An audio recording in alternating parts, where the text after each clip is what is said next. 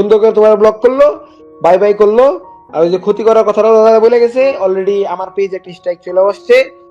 আসসালামু আলাইকুম এভরিওয়ান। ইতিমধ্যে যারা ওবায়দুল ভাইয়ের ভিডিও দেখছো তারা হয়তোবা প্রথমে ওবায়দুল ভাইয়ের পক্ষে চলে গেছিলা, দেন সবাই যায় বাংলাদেশ টপ ওয়ানের কমেন্ট বক্স পুরোপুরি ভইরা ফেলছো। দেন এখন যখন বাংলাদেশ টপ ওয়ানের ভিডিও প্রকাশিত হলো তখন কিন্তু সবাই আবার বাংলাদেশ টপ ওয়ানের পক্ষে বেশিরভাগ চলে গেছে। একটা জিনিস কি, যে কোনো কন্ট্রোভার্সিতে হয়তোবা কারো একটু দোষ বেশি থাকে বা কম থাকে, কিন্তু একটা জিনিস কি, তুমি যার ভিডিও দেখবা তোমার তাকেই সঠিক মনে হবে। তো একটা জিনিস আমি যদি ব্যক্তিগতভাবে বলি ভাই, সর্বপ্রথম তুমি মনে করো যে এই 3 ইউটিউবার থেকে ভাই কার নাম জানতা? তোমার যদি বলা হয় প্রান্ত দাদা, ওবায়দুল ভাই অ্যান্ড বাংলাদেশ টপ ওয়ান, তুমি কারে সবার আগে চিন্তা? এই 3 জনের মধ্যে বললাম, সেক্ষেত্রে অবশ্যই তুমি সবার আগে নামটা যার আসবে সেটা হলো বাংলাদেশ টপ ওয়ান। বাকি 2 জনের নাম যেটা আসে, 2টা নামই কিন্তু আমরা শুনতে পারছি কিন্তু রাত ভাইয়ের মুখ থেকে। অর্থাৎ এর আগে না আমরা প্রান্ত দাদাকে চিনতাম, না আমরা ওবায়দুল ভাইকে চিনতাম। তো এইভাবে আস্তে আস্তে যখন বাকি 2 জন জনপ্রিয় হয়ে ওঠে তখন কিন্তু আমরা 3 জনকে একদম খুব ভালো বন্ধু হিসেবে জানতাম। তাদের মধ্যে তেমন কোনো সমস্যা, এরকম যে সমস্যা হবে এটা আমরা কখনো ভাবিও নাই। আর শেষমেশ এই সমস্যার কেন্দ্রবিন্দু হয়ে যায় প্রান্ত ভাই নিজেই। তো বর্তমানে যে সমস্যাটা হয়েছে এটা হয়তো বা আরো ছোটভাবেই শেষ হয়ে যাইতে পারতো, এত দূর পর্যন্ত যাইতো না।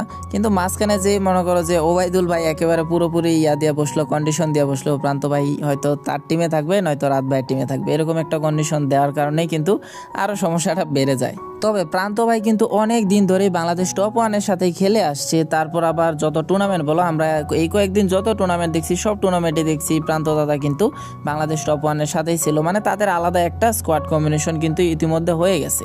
তোমরা নিজেরা যারা টুর্নামেন্ট খেলো বা স্কোয়াড নিয়ে নিজের স্কোয়াড নিয়ে খেলো, তারা কিন্তু নিজেরাও বুঝতে পারো যে হঠাৎ করে ভাই একজন প্লেয়ারকে চেঞ্জ করে অন্য আরেকজনকে নেওয়া ভাই এতটাও সহজ না। কারণ এত কষ্ট করে তুমি একটা টুর্নামেন্টের জন্য আগে থেকে প্রস্তুতি নিয়ে রাখছো, টুর্নামেন্টের আগ মুহূর্তে যদি তোমার একটা প্লেয়ার চলে যায় যার সাথে তোমার অলরেডি কম্বিনেশন আছে, তখন কিন্তু তোমার অনেক ধরনের সমস্যায় পড়তে হবে। আবার নতুন প্লেয়ার খুঁজো, সেই প্লেয়ার সাথে তোমার কম্বিনেশন হবে কি হবে না। তো প্রথমে যেহেতু বাংলাদেশ টপ ওয়ানের সাথে ওবায়দুল ভাইয়ের পরিচয় ছিল, দেন সেখান থেকে ওবায়দুল ভাইয়ের আইডিতে প্রান্ত দাদা খেলে দিত, এরপর থেকে তার সাথে আবার পরিচিত হয়। তো এই ক্ষেত্রে যেহেতু তুলনামূলকভাবে রাত ভাইয়ের থেকে প্রান্ত দাদার সাথে ওবায়দুল ভাইয়ের সম্পর্ক প্রথম দিক দিয়ে সবচেয়ে বেশি তাদের ক্লোজ সম্পর্ক ছিল, সেই দিক দিয়ে ওবায়দুল ভাই চাচ্ছে যে না, যে প্রান্ত দাদা যাতে ওনার টিমেই খেলে।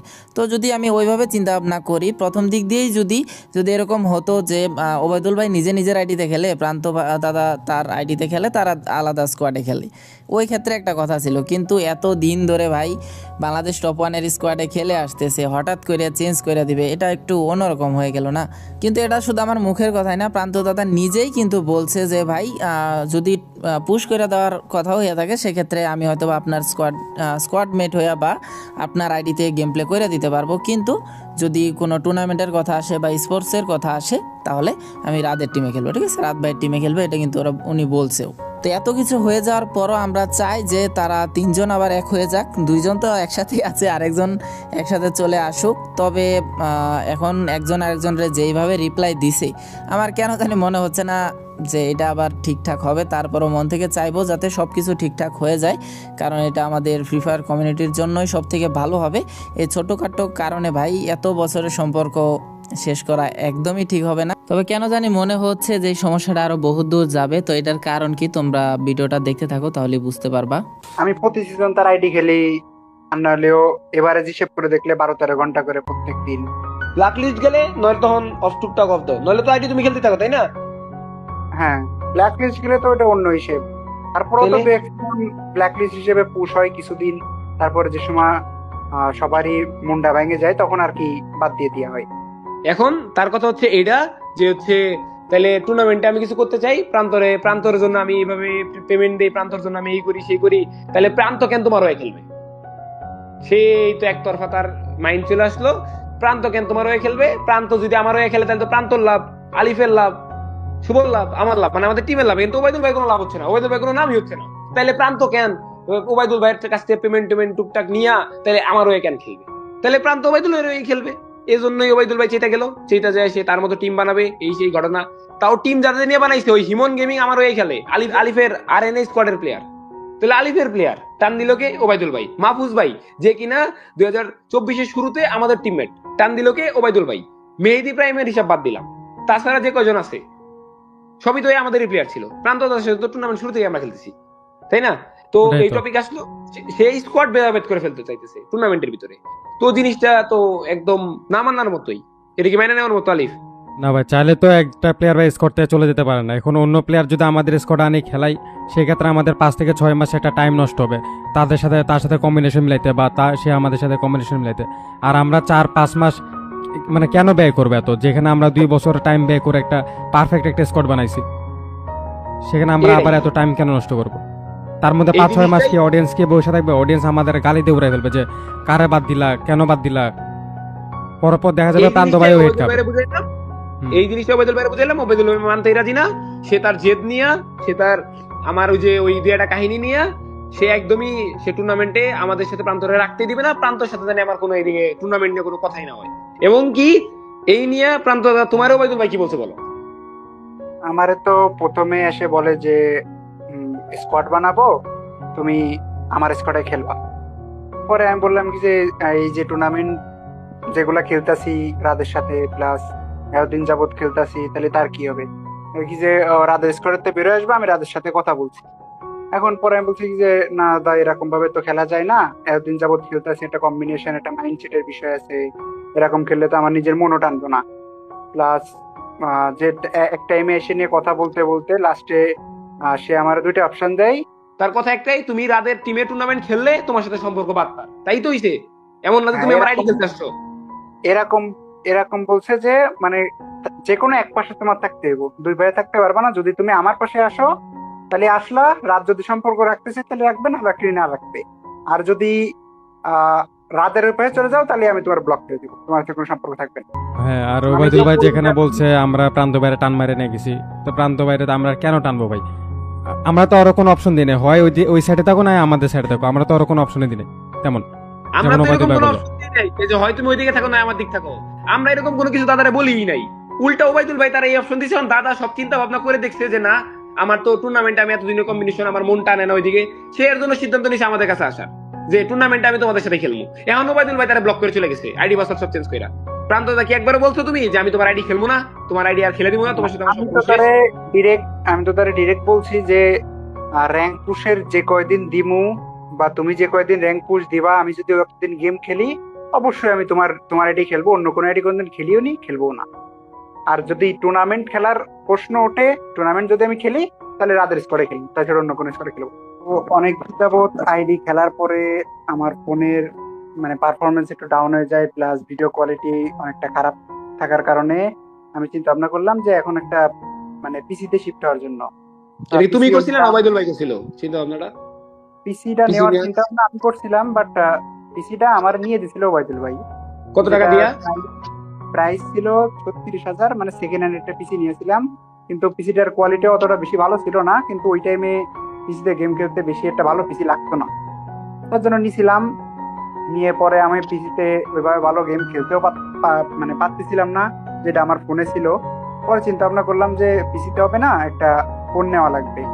পরে ওবায়দুল ভাই ফোনটা নিয়ে দেয়, যাতে ভিডিও ভালো হয়, প্লাস আমার গেম প্লেও ভালো হয়, এর জন্য। মানে ওবায়দুল ভাই ভিডিও গুলো ঠিক মতো নিতে পারে। মেন তো পিসি বানানোর তো উদ্দেশ্য এই যে ওবায়দুল ভাই যেন ভিডিও গুলো নিতে পারে, কারণ ওবায়দুল ভাইয়ের জন্য তো তুমি ভিডিও বানাই দিতা, তোমার কাজই তো ছিল এটা, আইডি খেলা ওবায়দুল ভাইয়ের ভিডিও বানাই দেওয়া, তাই না? তো এই উদ্দেশ্য তো তোমার সাথে তার ছিল, মেন টপিক তো ছিল এটা যে আইডি খেলো আর আমার জন্য ভিডিও বানাই দাও। ফোনটাও কিনে দিয়েছে এই জন্য জানি ওবায়দুল ভাইয়ের ভিডিও দিতে পারে ভালো কোয়ালিটিতে। এবং তোমার এখানে পাওনা আছে, তুমি তার কাছ থেকে 4 সিজন আইডি খেলার নিছো 10,000 টাকাও না, ওই এমবি খরচ নিছো, তাইলে যে তোমার পরিশ্রমিক আছে, অবশ্যই আইডি খেলার দিকে একটা পরিশ্রমিক থাকে। আলিফ রে যেমন 8 ঘন্টার জন্য 20, 25, 30 অফার করে, ওইরকম তো তোমারও অফার করতো। ধরো ওবায়দুল ভাই তুমি তো বললো 50K, তাহলে তো তোমার ওই 4 সিজনে আসে 2 লাখ, তাহলে ওই 2 লাখ টাকা নিয়া তাহলে ওবায়দুল ভাই তুমি ফোন আর পিসি দুইটাই দিয়ে দিতা নাকি? জিনিসটা যদি আমার সে টাকা খোটা দেয়, অবশ্যই তাহলে তুমি বলো তাহলে তুমি 2 লাখ টাকা নাও, তুমি ফোন আর পিসিটা দিয়ে দাও। এটা কিন্তু তোমার ফোন নেওয়া পর্যন্ত, তার উপর তোমার যে এতগুলা ভিডিও তার ওবায়দুল ভাই চ্যানেলে, তাহলে তুমি বলো ভিডিওগুলা ব্যাক দিতে বা চ্যানেল ব্যাক দিতে, বলো চ্যানেল দিয়ে দিতে বলো, কারণ তোমারই তো গেম ভিডিওতে প্রমোশন করা ছিল, প্রমোশন দিয়ে ইনকাম করছে, এই ভিডিওগুলো দেখে যে পাবলিক সাবস্ক্রাইব করছে, গেম প্লে দেখে যে পাবলিক সাবস্ক্রাইব করছে, তাহলে এগুলো বলো। তাহলে ওবায়দুল ভাই রে, ওবায়দুল ভাই আমার গেম প্লে দেখে তোমারে কেন সাবস্ক্রাইব করবে, আমারে করুক, আমার চ্যানেল দিয়ে দাও, তাই না? ওই হিসেবে তো চ্যানেল তারপরে ডিভাইস কিনে দেওয়ার কথা আসলো। ডিভাইস কিনে দেওয়ার সময় এখন ওবায়দুল ভাই আইডি খেলে, অবশ্যই ওবায়দুল ভাই ডিভাইস কিনে দিবে। তো ওই টাইমে প্রান্তদা, আমি ছিলাম ঢাকায় একটা কারণে, আমি যাচ্ছিলাম সাজেক, ওটা আমি আমার ফ্রেন্ড সার্কেল নিয়ে যাচ্ছিলাম। তো যার কারণে ওই টাইমে প্রান্তদা যেহেতু আসছে, প্রান্তদার সাথে আমি দেখাও করি। দেখা করার পরে এখন ডিভাইস, আমি যেহেতু আসুস চালাই, এর জন্য আমি আসুস টুকটাক দেখলাম, দেখে তারপরে ওবায়দুল ভাই সিলেক্ট করলো যে এটা কিনে দিব। এবং ওই টাইমে ওবায়দুল ভাইয়ের কাছে কিছু টাকা শর্ট পড়ে। তো যে টাকাটা ওই টাইমে আমি দিতে পারি না, কারণ আমার পরবর্তী দিন সাজেক যাওয়ার কথা ছিল। আমার কাছে যে বাজেটটা ছিল, আমি এক জায়গায় ঘুরতে যাচ্ছি সাজেকে, ওইরকম ভাবে নেটওয়ার্কের ইস্যু ওই টাইমে ছিল অনেক ভালোভাবে, মানে এয়ারটেল ছাড়া সিমই চলতো না।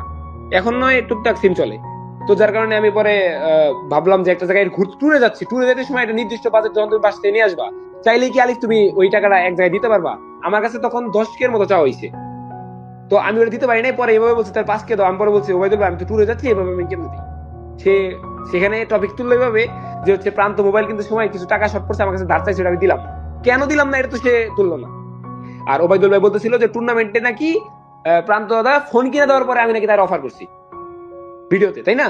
কিন্তু আমি তার কোন দিক দিয়ে অফার করছি? প্রান্ত দাদা তো ফোন কেনার আগে ওই ভাঙ্গাচোরা ফোন দিয়ে তো আমাদের সাথে টুর্নামেন্ট হচ্ছে 2023 সালের শুরুতে, যখন আমাদের টিমে ঢুকে, ওই টাইমে টিমে ঢুকার 1 মাস পরে আমাদের সাথে টুর্নামেন্ট খেলছে প্রান্ত দাদা। মোটামুটি 1-2 মাস টুর্নামেন্ট খেলছে। খেলার পরে তারপরে তার ডিভাইসে ল্যাগ ট্যাগ মাত্র পেরা হইতো, এর জন্য সে টোটালি খেলা বাদ দিয়ে দেয়।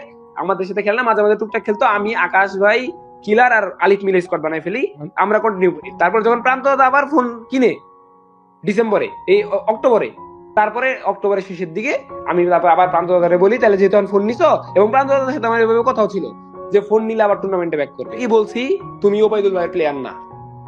আমি কি তোমার কখনো বলছি তুমি ওবায়দুল ভাইয়ের প্লেয়ার না? না না, এই কথা তো কখনো বলো না। প্রান্ত ভাই তো নিজ ইচ্ছা টুর্নামেন্ট আমাদের সাথে খেলে যাচ্ছে। আমরা তো আর বলতেছিলাম আমাদের প্লেয়ার বা এমন কিছু, আমরা ওরা টান মেরে নিয়ে আসছি, ও নিজের ইচ্ছে খেলতে যাচ্ছে। আমি তোমার টান দিছি নাকি তুমি নিজ ইচ্ছে আমাদের সাথে খেলতেছো? আর ওবায়দুল ভাই তোমার হাতে কেন অপশন দিল? তুমি কেনই আমাদের পাইছে নিলা বলো? এখানে তো রাদের টান দেওয়ার কোনো প্রশ্ন ওঠে না, কারণ রাদের স্কোয়াডে তো আমি খেলতেছি অনেকদিন যাবত। আর ওবায়দুল ভাই আমারে হুট করে এসে বলে যে সম্পূর্ণ টুর্নামেন্টের শুরু করে র্যাঙ্ক পুশ সম্পূর্ণ তার সাথে খেলতে, রাদের সাথে কোনো খেলা যাবে না। যদি র্যাঙ্ক পুশে রাত থাকতে চাই তাহলে থাকবে, কিন্তু টুর্নামেন্ট তুমি তার সাথে খেলতে পারবে না। এখন আমার তো এতদিন যাবত খেলতেছি, এত সুন্দর একটা কম্বিনেশন আমার তো আর মনে চাচ্ছে না।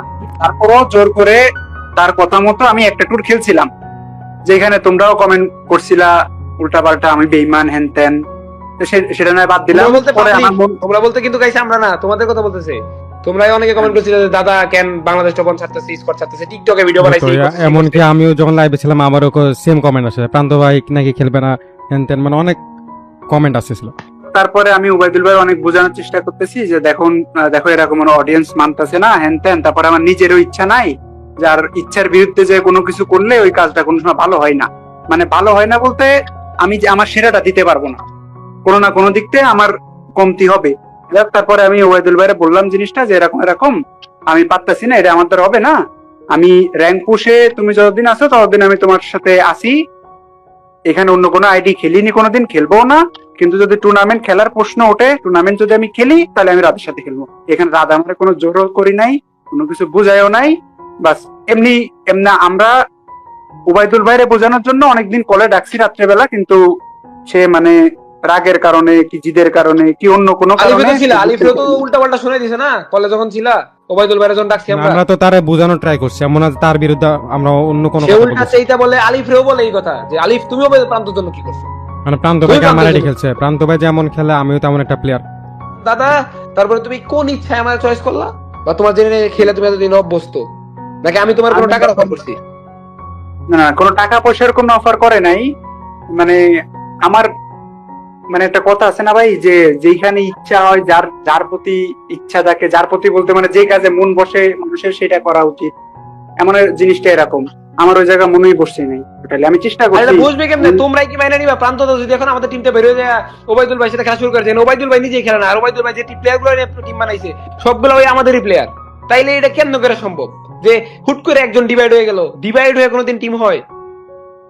যে প্রান্ত ভাই ডিভাইডে একদিন খেললো, উল্টাপাল্টা কমেন্ট আসা শুরু হলো, এই জিনিসটাই হইছে। এবং প্রান্ত তারে বলছে, বলার পরে সে মানতে রাজি না, তাকে ব্লক করে দিছে, এবং টুকটাক আমারেও ঠেট দিছে, প্রান্ত দাদারেও ওইভাবে আমার কি কি করবে এরকম অনেক কিছুই বলছে। এবং এক পর্যায়ে যায় জিনিসটা এমন আসছে, ওবায়দুল ভাই আমারে মেসেজ দিছে, এই যে স্ক্রিনশটটা তোমরা দেখো।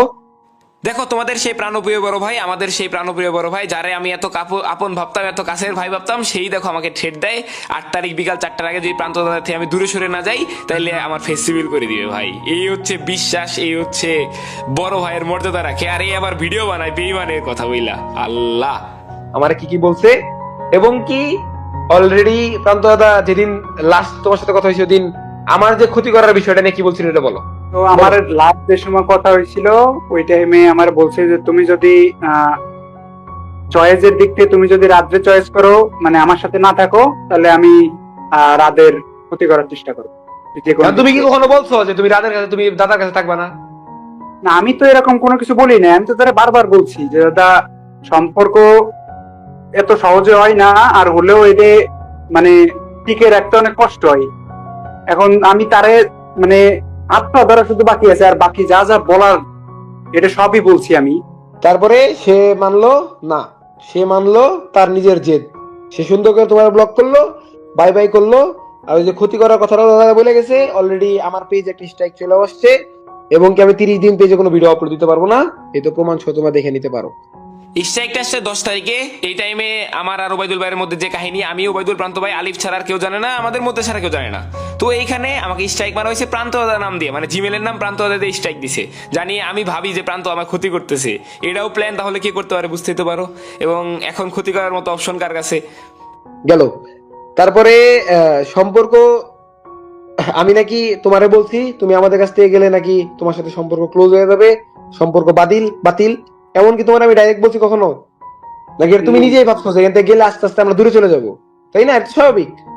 এটা তো স্বাভাবিক, এটা যে কোনো জায়গা থেকে যেই যাক না কেন, কারণ পরবর্তীতে এমন দিন আসবে যে টুর্নামেন্টের অপোনেন্টে আমরা, মানে তোমার অপোনেন্টে আমি, আমার অপোনেন্টে তুমি, এমন সিচুয়েশন দেখা গেল, হয়ে গেল যে আমি তোমার স্কোয়াড মাইরা দিলাম, পুরো ওয়াইপ হয়ে গেলাম, কিংবা চ্যাম্পিয়ন হওয়ার জন্য আমরা দুইজনই আছি, অপশন দুইজনের কাছে আছে। তোমার প্রত্যেকটা ম্যাপের কি তোমার মাইন্ডসেটে কি চলে, কোনতে তুমি কি করতে পারো টোটালি আমি জানি। এই হিসেবে আমি যে রিল্যাক্সে তোমাদের ম্যারেজ দেওয়ার একটা প্ল্যানিং আমি করতেই পারি। সেই হিসেবে তুমি আমাদের লাগবেই যে এটা যে কারণে খারাপ লাগবে, যে যে যে বাড়িতে ভাত খায় ওই বাড়িতে হাইগা দিল, জিনিসটা এমন হয়ে যাবো গা।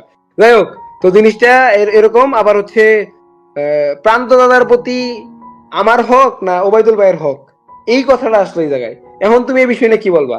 আমি কি তোমার কোনোদিন বলছি তোমার প্রতি আমার হক আছে, বা আমার প্রতি তোমার হক আছে? এর উপর তো কেউ জোর খাটাইতে পারবে না, অন্তত তার মতামতের দিক দিয়ে। হক এমনি ঠিক আছে যে আমার উপর সে দাবি রাখতে পারে যে তুমি আমার জন্য এটা করো। এখন যদি সেটা আমি রাজি না হই, তাহলে তার কিছু করার থাকবে না, সেটা যেই হোক, তুমি হোক বা ওবায়দুল ভাই হোক কিংবা আমি। এখন মানুষের উপর যে এতটুকু রিকোয়েস্টটা করতে পারি, ডিসিশন তো তার পার্সোনালি। হ্যাঁ, গেল। 60 লাখ টাকার টুর্নামেন্টের যে বিষয় নিয়ে কথা বললো, 60 লাখ টাকার টুর্নামেন্টের যে প্লেয়ার গুলা, মাহফুজ ভাই আমার আইডির প্লেয়ার, মানে আমাদের ব্যাকআপ প্লেয়ার, টুর্নামেন্টের রাশার ছিল, সেকেন্ড রাশা, তাই না? তারপরে তুমি ছিলা, আমার শুধু মাহফুজ ভাইরই তো নিছি, তাই না? পরে না হয় আমরা, যেহেতু ওবায়দুল ভাই মেহেদি ভাইরে নিচ্ছে না, আলাদা হয়ে গেছে, এই জন্য যদি ওবায়দুল ভাই না নেয় তখন আমরা মেহেদিরে নিবো, এইটুকুই বলছি। আর মেহেদিরে আমরা 5th প্লেয়ার হিসেবে ধরছিলাম, জানি আমরা ওই আমি যেহেতু কোয়ালিফাই যদি হয়ে যায় তারপর আমি খেলতে পারবো না, তো যার কারণে পরে মেহেদি ভাইরে নিয়ে জানি তোমরা কন্টিনিউ করতে পারো। এই জন্যই না, মেন তো প্ল্যান ছিল আমি, তুমি, ফাহিম গট আর হচ্ছে মাহফুজ ভাই। শুভ ছিল, শুভর তো বয়স ছিল না। হ্যাঁ, তো শুভর নিয়ে তো বানানোর প্ল্যান, হুট করে যখন এইসব কাহিনী হইলো তখন মাহফুজ ভাইও নিয়ে নিলাম।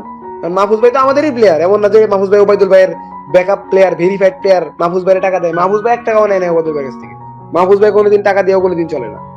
তো এই ছিল।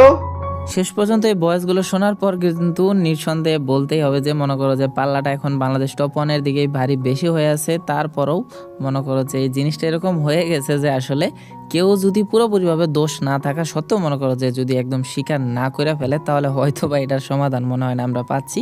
এছাড়া যদি কোনো তৃতীয় পক্ষ আইসা এটা যদি সমাধান কইরা দেয়, তাহলে হয়তো বা এটা সমাধানে আসবে, না হলে এভাবে চলতেই থাকবে, না হলে অন্য একটা দুর্ঘটনা ঘটবে। বাট আমরা চাই না এরকম কিছু হোক, তারা 3 জন আবার এক হয়ে যাক, এতটুকুই আশা করব। আর কে কে আমার মতো চাও যে তারা 3 জন আবার এক হয়ে যাক, তো অবশ্যই কমেন্ট করে জানিয়ে দিও।